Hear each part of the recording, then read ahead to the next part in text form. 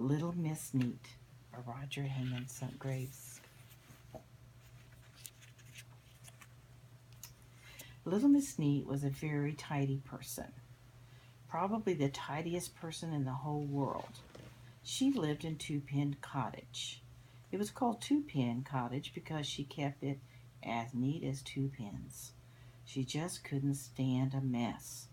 Every day she spent all day polishing and dusting and cleaning and making sure that things were in their proper places. She's washing, wiping off the wall.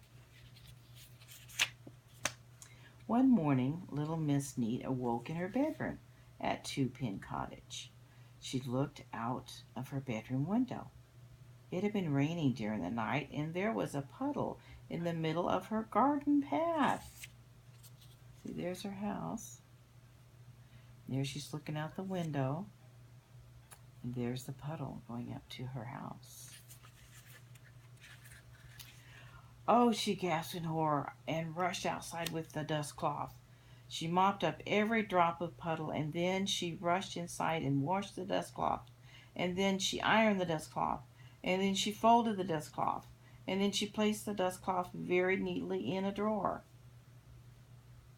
Everything in Two Pin Cottage had its proper place. So she's rushing.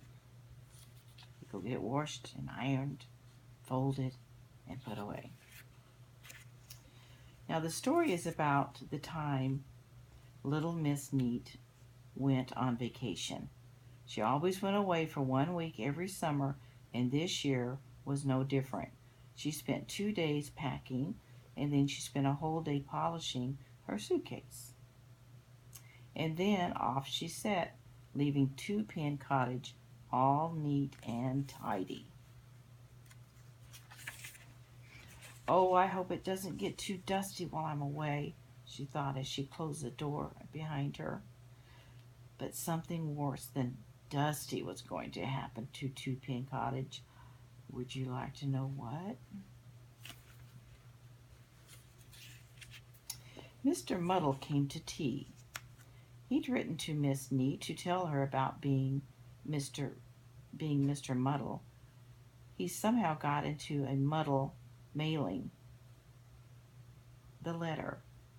Actually, what happened was that when Mr. Muddle went to mail the letter, he had the letter in one hand and a half-eaten sandwich in the other hand. And can you guess what happened? Can't you? That's right. He mailed the sandwich. There's our friend the worm again. It'll be nice seeing Miss Neat again, he chuckled to himself as he walked home. This sandwich is a bit chewy, he thought. There's our worm smiling.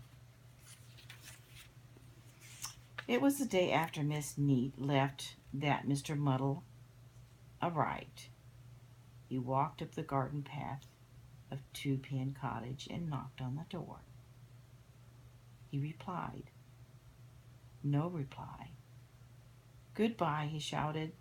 It should have been hello, but he isn't called Mr. Muddle for nothing. Nobody home, he called. He pushed open the door. Oh dear, he thought as he looked around. Nobody home. Never mind, he thought. I'll make myself a cup of tea and wait for Miss Neat. So he went into the kitchen of Two Pin Cottage, made himself a cup of tea, and waited. And waited, and waited, and waited, and went home. Little Miss Neat stepped out of the taxi at Tiptoe Cottage. That was a lovely vacation, she said, paying the taxi driver, but it's nice to be home. She walked up the garden path and went through the door. There she goes. Not too dusty, she said to herself, looking around. I think I'll make myself a nice cup of tea before I start unpacking. But making tea after Mr. Muddle, isn't it Mr. Muddle visit isn't quite as easy as it sounds. Little Miss Neat eventually found the teapot, not in its proper place,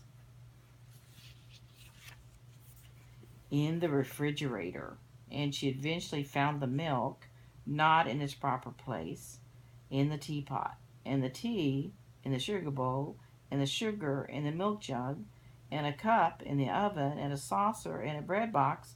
But could she find a teaspoon? Could she not? The telephone rang. Little Miss Neat picked it up. "Hello," she said. At the other end of the line, Mr. Muddle suddenly realized he was holding the telephone the wrong way. He's holding it upside down. He turned it the right way. "Goodbye," he said. "Who's that?" asked Miss Neat. "It's you," replied Mr. Muddle. Miss Neat thought, "Oh, it's Mr. Muddle, isn't it?" she guessed. "Yes," replied Mr. Muddle, getting it right for once. "And you paid me a visit while I was away on vacation, didn't you?"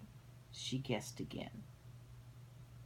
"Yes," replied Mr. Muddle, getting it right twice.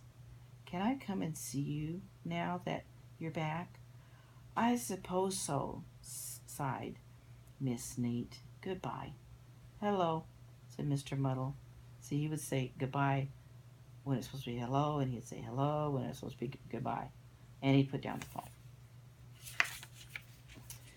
Little Miss Neat sighed a heavy sigh and sat down in the armchair next to the telephone. Ouch! She looked underneath the cushion. There were all her teaspoons and knives and forks. I don't think little Miss Neat will be taking a vacation next year. Do you? Hope you enjoyed the book.